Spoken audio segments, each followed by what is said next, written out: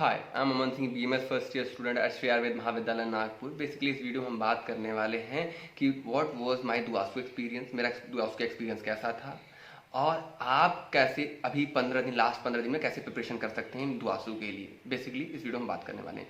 आप कोई भी काउंसलिंग रिगार्डिंग मदद चाहिए, वो नीट हो या स्टेट हो, ऑल इंडिया हो या दुआसू के लिए, आप मुझे इंस्टा पे डीएम कर सकते हैं या आप मुझे कमेंट कर सकते हैं इसी वीडियो के नीचे।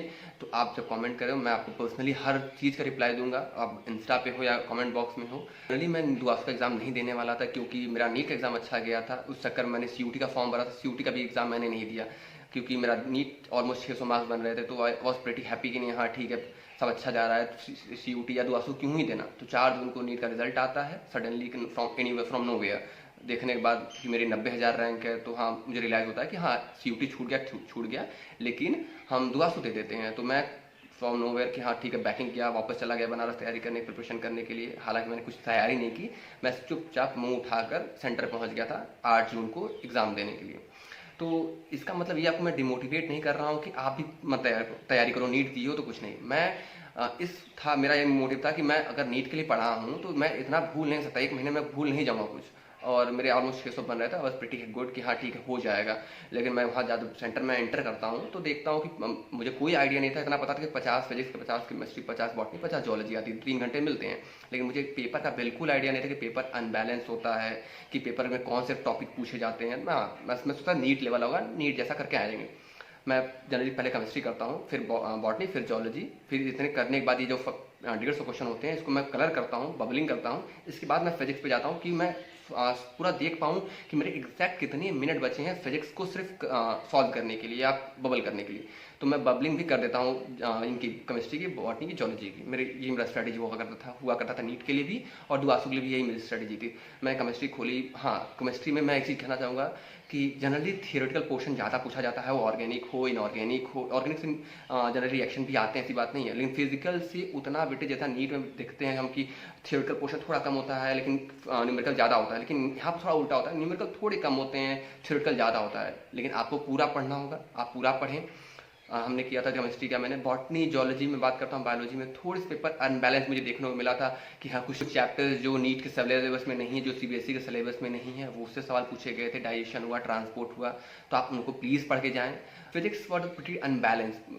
अनबैलेंस कहने का मतलब मेरा ये है कि किसी भी चैप्टर से, किसी भी टॉपिक से बहुत जैसे रैंडमली क्वेश्चन उठा दिए गए थे। जैसे नीट में होता है कि हाँ ये चैप्टर इंपॉर्टेंट है, ये टॉपिक इंपॉर्टेंट है, इससे फिर टीचर्स अच्छे से पढ़ाते हैं कि ये इससे सवाल पूछे जा सकते हैं नीट में। लेकिन वहाँ पर ऐसा देखा नहीं गया था। तो वहाँ पर बहुत अनबैलेंस, जैसे लेस इंपॉर्टेंट टॉपिक्स हैं वहाँ से भी सवाल आ गए थे, जो बहुत इंपॉर्टेंट टॉपिक्स थे उसे टच भी नहीं किया गया था।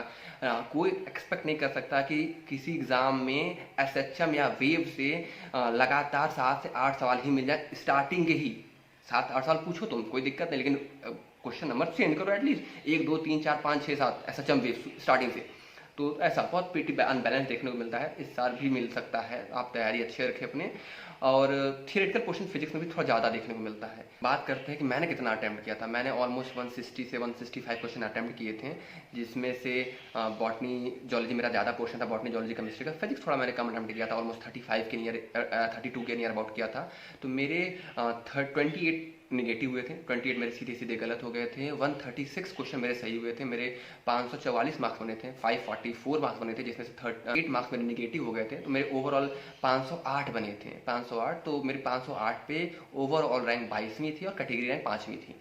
अब हम बात करते हैं कि लास्ट 15 डेज में आपको क्या करना चाहिए। तो लास्ट 15 डेज में बेसिकली आपको बहुत तेज़ी से गो थ्रू होना पड़ेगा हर एनसीईआरटी की हर लाइन से। बेसिकली देखो, जो सवाल बाहर से आते हैं 10 से 15 सवाल बायोलॉजी में, आप उनको टच नहीं कर सकते, लेकिन जो 85 क्वेश्चन एनसीईआरटी से मिलते हैं आप उनको तो सॉल्व करने की कोशिश करोगे एटलीस्ट। तो 85 के लिए आपको एनसीईआरटी की हर लाइन पढ़नी होगी। आप एनसीईआरटी की लाइन आप टारगेट रखिए कि लास्ट 15 डेज में मुझे एटलीस्ट सिर्फ बायोलॉजी और केमिस्ट्री की एनसीईआरटी से 3 बार मुझे पढ़ने की, पूरी एनसीईआरटी पढ़नी है, या 2 बार पढ़नी है, एटलीस्ट 2 बार पढ़नी होगी आपको, अगर आप चाहते हैं कि आपका दुआसू में सिलेक्शन हो जाए। क्योंकि कंपटीशन बहुत ज़्यादा है दुआसू का, दुआसू में बच्चे बहुत ज़्यादा पार्टिसिपेट करते हैं यूपी के, और सीट बहुत कम है, सीट ही बहुत कम है, तो बच्चे ज़्यादा पार्टिसिपेट करते हैं, तो कॉम्पिटिशन बहुत हाई चला जाता है इसका। ऊपर से रिजर्वेशन यहाँ पर है, सब कैटेगरी का रिजर्वेशन है, गर्ल्स रिजर्वेशन है, उसमें पेमेंट सीट है या फिर बाकी चीज़ें हैं, तो आपको कंपटीशन ज़्यादा देखने को मिलता है दुआसू में। तो आप अपनी तैयारी अच्छी रखिए, आपको एनसीईआरटी पूरी पढ़नी होगी। फिजिक्स के लिए थोड़े पीवाईक्यूज आप लगा सकते हैं, नीट के ही पीवाईक्यूज लगाइए, कोई जरूरत नहीं जैसे थियोरेटिकल सवाल पूछे जाते हैं, कभी कभी असेसर रीजन देखने को मिल सकता है उसमें आपको, लेकिन बहुत टफ सवाल नहीं होंगे कि हाँ बहुत ज़्यादा टफ मिल गया, नहीं ऐसा नहीं देखने को मिलेगा। आपकी फिजिक्स बहुत टफ है, बहुत टफ सॉल्व ही नहीं हो रही, नहीं, वो अगर आप पढ़े हैं तो सॉल्व हो जाएगी। थियोरेटिकल पोर्शन आपने पढ़े हैं, आपका कॉन्सेप्ट अच्छा है तो थियोरेटिकल सवाल भी लग जाएंगे आपको। ऐसा नहीं कि बहुत डीप कॉन्सेप्ट से पूछेगा आईआईटी एडवांस लेवल, नहीं ऐसा नहीं है, ऐसी बात नहीं है, आप कर सकते हैं। और डुएबल पेपर आते हैं, डुएबल आप चीज़ें कर सकते हैं, वो फिजिकल केमिस्ट्री हो, फिजिक्स हो, ऑर्गेनिक हो, इनऑर्गेनिक हो या बॉटनी जूलॉजी हो, आप हर चीज़ कर सकते हैं।